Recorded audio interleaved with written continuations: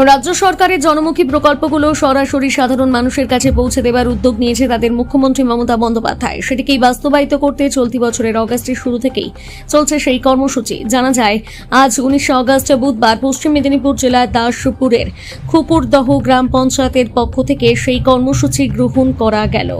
সরাসরি দাসপুর 2 নম্বর BDO Prabir Kumar sheet ও পশ্চিম মেদিনীপুর জেলা পরিষদের সদস্য সৌমিত্র সিংহ রায় উপস্থিত থেকে সাধারণ মানুষের যে সমস্ত দাবিগুলো রয়েছে সেগুলো শোনেন, সঙ্গে সমাধান করার আশ্বাস দেন।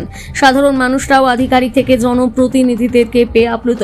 আজকের এই কর্মসূচি নিয়ে গ্রাম পঞ্চায়েত উপপ্রধান নারায়ণ চন্দ্র মণ্ডল কি বললেন শুনুন।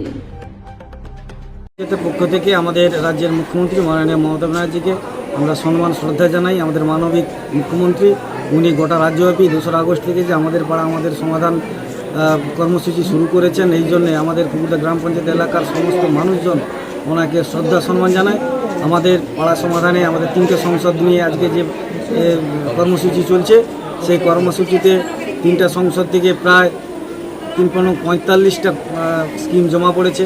আশা করি আমরা ওই 45টা স্কিম যথাসময়ে আমরা করার চেষ্টা করব, শুরু করার চেষ্টা করব। তো সবাইকে আবার আমি আমাদের খুপুরদহ গ্রাম পঞ্চায়েতে যে বিডিও সাহেব এসেছিলেন, আমাদের এমএলএ এসেছিলেন, এমএলএ ম্যাডাম ছিলেন, আমাদের জেলা কর্মাধ্যক্ষ আশিসবাবু ছিলেন এবং জেলা পরিষদের মেম্বার সৌমিত্রবাবু ছিলেন।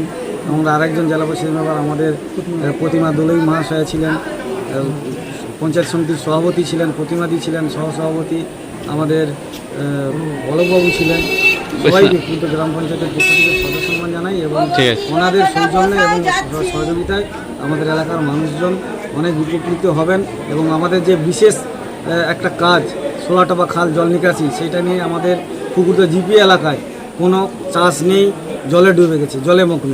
তাই ওনারা জেলা পরিষদের মেম্বার সহ এবং বিডিও সাহেব বলে গেছেন আমাদের পুজোর পরে 16 জল নিকাশিটা সমস্যার সমাধান হবে।